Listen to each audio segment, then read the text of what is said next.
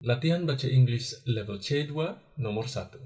The Attention Economy and the Erosion of Deep Thought. It has become almost a truism to observe that human attention, once an inexhaustible and largely unexamined resource, has been thoroughly commodified. Where earlier generations squandered idle moments on daydreaming or unstructured conversation, we now surrender those same moments to algorithm whose sole imperative is to prolong our engagement, irrespective of whether that engagement serves any discernible purpose. The insidious nature of this shift lies precisely in its subtlety. Few of us would consent, if asked outright, to trade our capacity for sustained reflection for a marginally more entertaining commute, yet that is, in effect, the bargain we strike dozens of times a day. What renders this predicament particularly intractable is that the very faculties eroded by the constant fragmentation, patience, discernment, the tolerance of boredom, are precisely those required to recognize the erosion in the first place.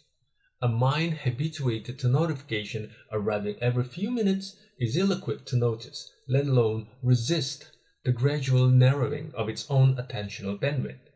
This is not to suggest that individuals are wholly without agency.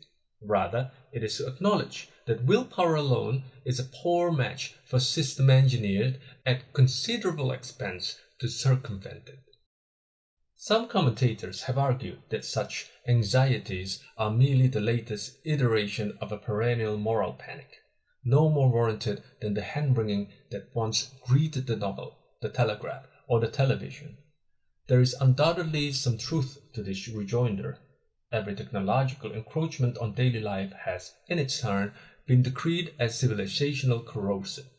Yet the analogy is not wholly reassuring. For what distinguishes the present moment is neither the novelty of distraction nor its ubiquity, but the sheer sophistication with which it is now engineered, optimized, tested, and refined by teams whose professional mandate is, quite explicitly, to make disengagement as difficult as possible. None of this is to counsel despair or blanket technological abstinence, which would, in any case, be neither feasible nor arguably desirable. It is instead to suggest that reclaiming the capacity for deep, undivided thought will require more than sporadic vigilance. It will require deliberate redress, institutional, cultural, and personal, commensurate with the scale of what is quietly being lost.